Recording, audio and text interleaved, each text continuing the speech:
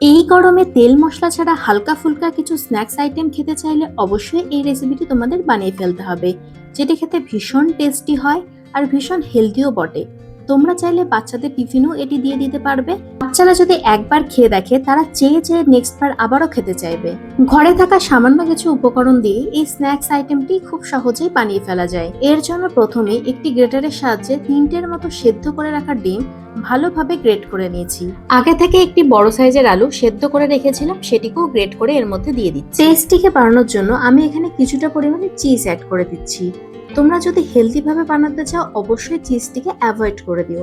Cheese ছাড়াও কিন্তু খেতে ভীষণ ভালো হয়। এবারে আমি এর মধ্যে একে একে অ্যাড করে দিচ্ছি কুচি কুচি করে কেটে রাখা কাঁচা লঙ্কা আর পেঁয়াজ। দিয়ে দিচ্ছি কিছুটা পরিমাণে ভাজা ধনে জিরে গুঁড়ো আর গরম মশলা। স্বাদ মতো লবণও আমি এর মধ্যে দিয়ে দিয়েছিলাম। এবারে হাত দিয়ে চটকে চটকে সবকিছুকে ভালোভাবে মেখে নিতে হবে। যেহেতু এই রেসিপিটি বানাতে তেলের ব্যবহার নেই বললেই চলে, তাই এই রেসিপিটি কিন্তু ভীষণ হেলদি হয় আর খেতেও বেশ টেস্টি লাগে। হাত দিয়ে আমি সবকিছুকে ভালোভাবে চটকে চটকে মেখে নিয়েছি। এবারে এখান থেকে আমি বলের মতো গোল গোল শেপ দিয়ে দেবো। যদি দেখো গোল গোল শেপ দেওয়ার সময় হাতের মধ্যে লেগে যাচ্ছে, তবে হাতের মধ্যে একটু জল নিয়ে নিতে পারো বা একটু তেল নিয়ে নিতে পারো, তাহলে কিন্তু আর লাগবে না। এদিকে আমি 3 চামচের মতো কর্নফ্লাওয়ার আর 2 চামচের মতো জল দিয়ে একটি পাতলা ব্যাটার তৈরি করে নিয়েছি। এবারে ওই আগে থেকে রেডি করে রাখা বলটিকে ব্যাটারের মধ্যে চুবিয়ে একটি পাতলা কোটিং করে নেব।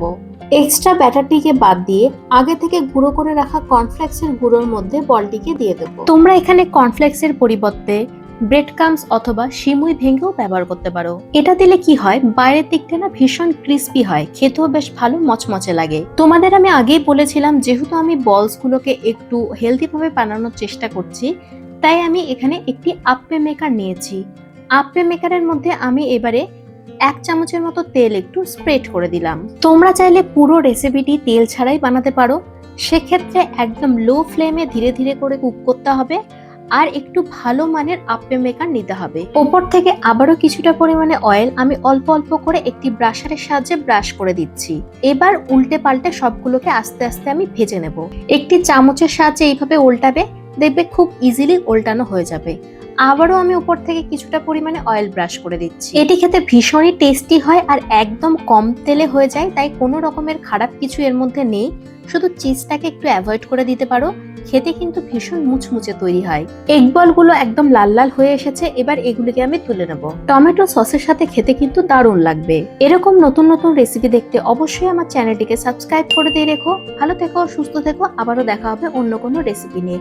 Tata, bye bye.